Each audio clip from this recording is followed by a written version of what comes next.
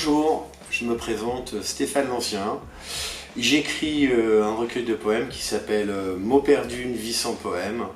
Donc voilà, c'est un recueil qui comprend 99 poèmes et il y a un poème dans ce livre qui vous attend appelé Mots retrouvés.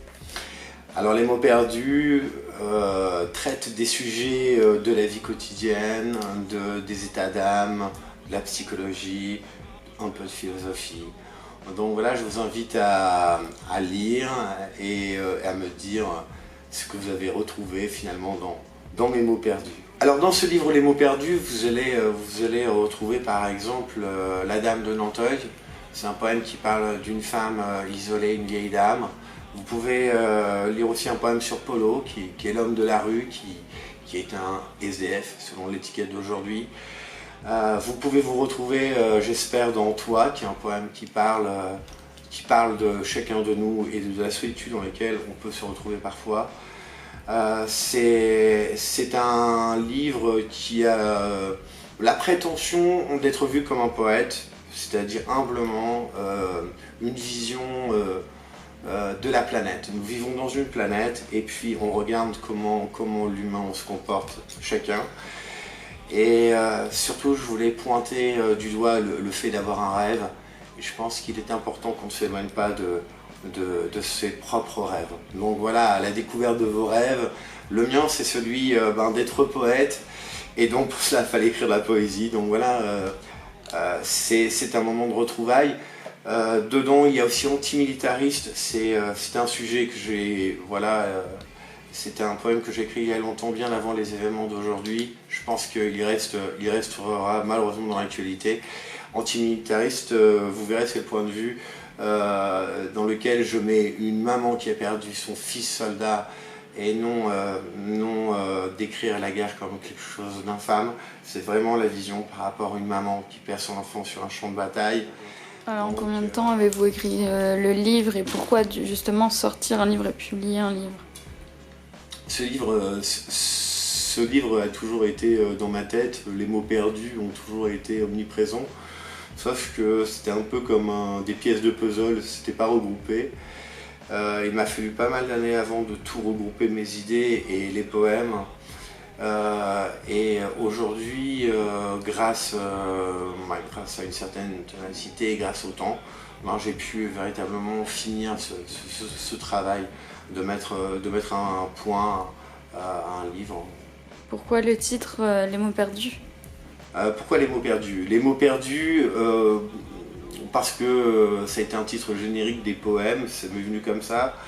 Parce que beaucoup de mots sont perdus dans la vie. Quand on communique, finalement, il y a plein de mots dans ce qu'on a voulu communiquer qui se perdent. Parce qu'il y a des mots perdus aussi dans les écrits. Les livres qui ne sont pas lus, ils sont perdus. Parce que c'est aussi refléter nous, êtres humains, qui avons beaucoup d'occasions de se perdre et d'être aussi à travers les mots perdus. Beaucoup finalement de raisons ont fait que Mots perdus pour moi a été la ligne phare de toute la poésie qui a suivi. Et aussi parce que j'ai expérimenté personnellement le fait d'aller dans des endroits, des villes, dans les cafés, et d'écrire et de laisser un mot perdu, un poème perdu que j'avais écrit dans l'instant.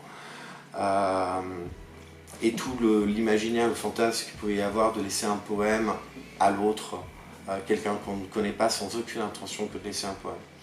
Une espèce d'intersection entre l'art et la vie. Est-ce que vous vous inspirez aussi de votre métier dans le livre ? Mon métier est très complémentaire, puisque mon métier est celui d'accompagner des personnes qui sont vulnérables, qui sont en souffrance et qui ont besoin d'aide, qui ont été catalogués dans la folie pour les philosophes et pour des intellectuels, alors que moi j'entends parler de décompensation psychotique après les chocs émotionnels, des gens qui ne sont plus bien, qui sont déstabilisés et qui ont tellement une souffrance accumulée qu'ils en pensent à mourir. Donc effectivement, lorsque vous avez affaire à des personnes comme celle-là, vous avez un point de vue sur la vie qui s'aiguise vers l'intensité, la sensibilité et l'humanité, tout simplement. Pour se sortir de là, il faut revenir aux fondamentaux. Et malgré ce qu'on peut appeler schizophrénie, bipolarité, moi j'en vois des personnes. Et ça me permet de vivre plus humblement mon travail et d'avoir cet échange où il m'apporte beaucoup, comme j'espère leur apporter aussi. Et comment vous sentez-vous après la publication de votre livre, la consécration d'un projet qui a duré des années? Un soulagement.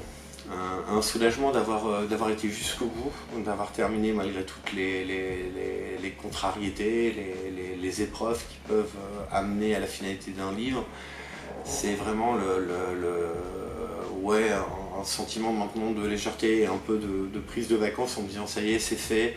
Maintenant, il n'y a plus qu'à voir effectivement si les mots perdus resteront perdus ou si finalement, comme je le souhaite, qu'ils soient retrouvés par quelques-uns.